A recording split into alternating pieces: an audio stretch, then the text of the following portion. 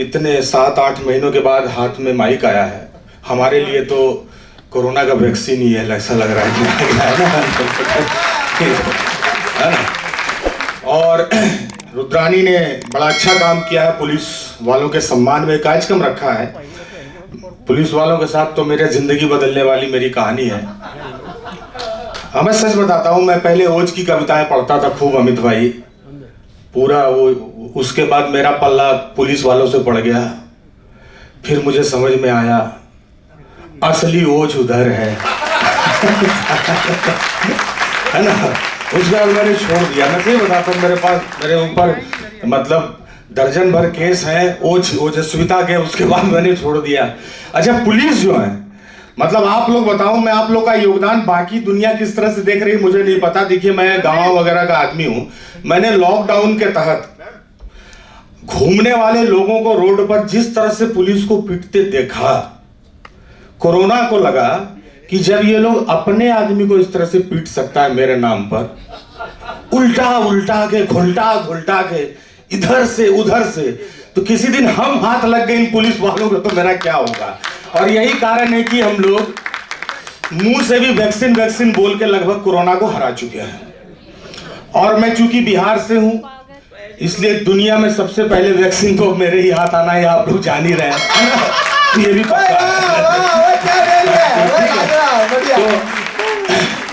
कविता से शुरुआत करता हूं। एक ही पढ़ूंगा, 1-2 गीत पढ़ूंगा और समय बिल्कुल बहुत कम है। वहां से हमें सोचना होगा कि कवि का कर्म अब कैसे बदलेगा।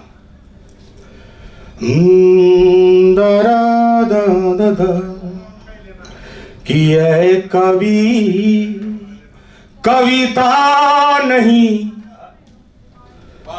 कि है कवि कविता नहीं, अपने समय की चिंता लिखो।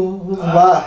कि है कवि कविता नहीं, अपने समय की चिंता लिखो। कि सब लिखते हैं गहरा समंदर, डेप्थ। सब कहते हैं मेरी कविताओं की गहराई समझना, ये वाला शब्द पकड़ना। देखिएगा भाई साहब, पकड़ने में दांत गिर जाए, पकड़िएगा, इधर रहिएगा, बैठ के दौड़िएगा कूदिएगा ना। मेरा शब्द पकड़ना, मैं उछाल रहा हूँ, संभालना, झोला में रख लेना, ले जाना, याद रखना, ना ना ना ना कुछ नहीं। हाँ, ये सब जिम्मेदारी देते हैं कल मन से। कि सब लिखते हैं गहरा समंदर, तुम डूबे को तिनका लिखो। आपकी तालियां कमजोर है, बहुत सो बड़ा सम्मेलन में। सब लिखते हैं गहरा समंदर, तुम डूबे को तिनका लिखो। ऐ कवि कविता नहीं, अपने समय की चिंता लिखो। अब क्या है, ये चिंता केवल हमारी नहीं है। जब हम कह रहे हैं कि अब दुनिया बदल गई है, हमारा दायित्व भी बदल गया है और हमारे दायित्व का दायरा भी विस्तृत हुआ है, वहां से कि तेरी मेरी बात नहीं है। वाह। कि बस तेरी मेरी बात नहीं है, किसके हिस्से रात नहीं है। भाई वाह वाह। हम अगर कहें, हम आप समझिए ना कि इस कोरोना के काल में कितनी फड़कती भुजाओं ने केवल गुलाब जामुन बनाया 7 महीने है ना, जलेबियां छानी है ना।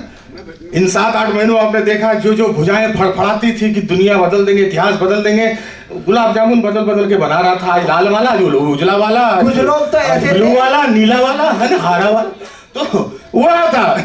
एक बात और है, कुछ लोग तो ऐसे थे 4 दिन तक पजामा नहीं बदला उन्होंने लॉकडाउन। वही मैं कह रहा। नहीं, वो तो क्रांतिकारियों की एक ऐसी बहुत बड़ी जमात रही है जिन्होंने 6-6 महीने चादर नहीं बदले। वो देश बदल देते हैं, ई कोरोना वैक्सीन हाथ में आते हैं। तो यहाँ से है, मतलब समझिएगा, मैं ये बता रहा हूँ, मैं बदली हुई दुनिया के प्रारंभ बिंदु से एक नई शुरुआत की बात करने की कोशिश कर रहा हूँ। वहां से ये बिल्कुल जो रीसेट मारा गया है ना प्रकृति के द्वारा, वहां से एक शून्य से फिर, क्योंकि पीढ़ियां वही महत्वपूर्ण है, पीढ़ियां वही इतिहास रचती है जो बार बार शून्य से शुरुआत करने का मादा रखती हो। और हमारी पीढ़ी को यह सौभाग्य मिला है कि हम एक बार फिर से शून्य से शुरुआत कर सके। तो वहां है कि तेरी मेरी बात नहीं है, किसके हिस्से रात नहीं है, ये सब लिखते हैं चांद सितारे, कि सब लिखते हैं चांद सितारे, तुम कोई सूरज दिन का लिखो, वाह ऐ कवि कविता नहीं, अपने समय की चिंता लिखो। भाई वाह, एक बार जोरदार तालियां। वाह। और देखिए, अभी एक बहुत राम भदावर ने जब पढ़ा तो निश्चित रूप से रोंगटे खड़े हो गए, क्योंकि मैं कवि नहीं हूं, मैं एक विद्यार्थी हूं, और विद्यार्थियों की एक जिज्ञासा होती है, और वो जिज्ञासा जब तक अव्यक्त ना हो तो ऐसी जिज्ञासाएं सड़ जाती है, और उसके बाद एक कवि हो सकता है कि अपने अंदर फिर उसी को सड़ाते जाए तो शब्दों का एक जहर भी ले सकता है। ऐसा होता है हर कवियों के साथ। तो मेरे साथ जो मेरी जिज्ञासा है, इतना अच्छा इन्होंने पढ़ा।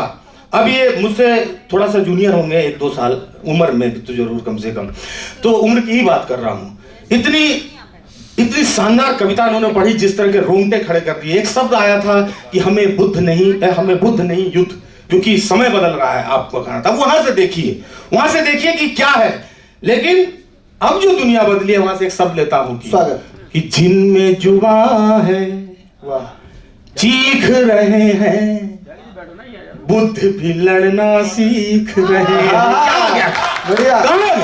हम अगर प्रतीकों को बदल देंगे तो पीढ़ियों का ज्ञान दूसरा हो जाएगा, पीढ़ियों का सबक दूसरा हो जाएगा। इसलिए प्रतीकों का इस्तेमाल बहुत हिसाब से। स्वागत। मैं अक्सर कहा करता हूं कि गणित बनाते वक्त अगर आपका हिसाब गड़बड़ा गया तो केवल एक हिसाब गड़बड़ाएगा, लेकिन अगर इतिहास बताते वक्त आपका हिसाब गड़बड़ा गया तो पीढ़ियों का गणित खराब हो जाएगा। इसलिए इतिहास को गणित से भी ज्यादा, एक IITian से ज्यादा हिसाब से पढ़ाना चाहिए। तो क्या है? तो कहां से?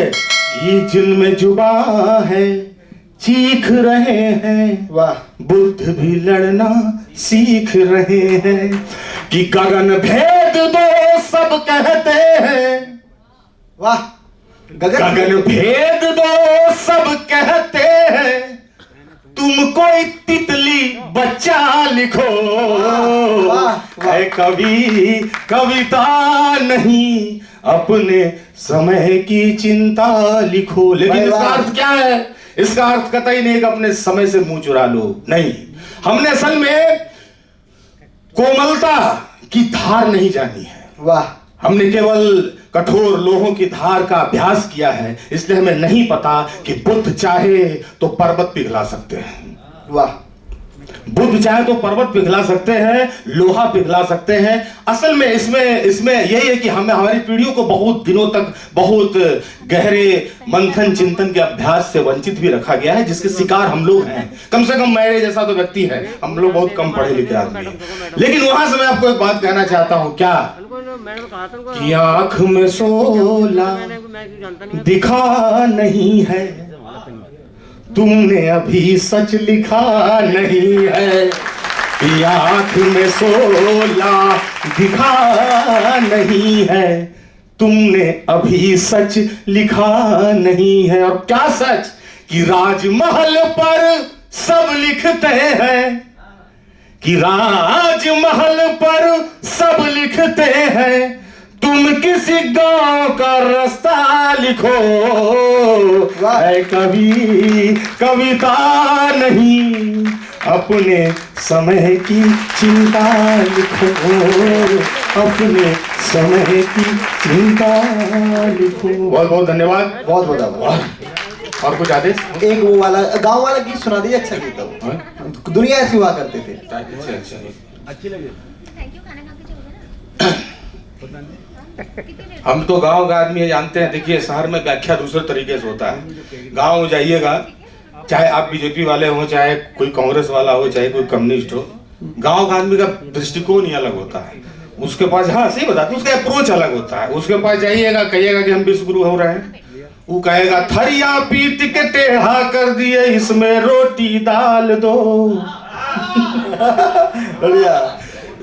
वही कहा है।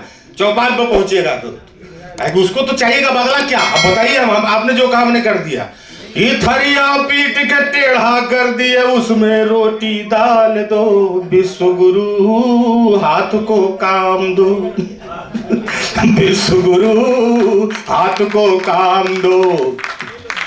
आज रात भी 8 बजेगा, राहत का पैगाम दो, विश्व गुरु हाथ को काम दो। तो ये है वहां बहुत ज्यादा, क्योंकि वो लोग देश काल के बारे में बहुत सोचता नहीं है। सीधा आदमी है बेचारा, धोती पहना किसान है, उसको कितना समझाइएगा कि चांद पे जाना जरूरी है, उसको तो शाम को कमा के घर जाना है। वाह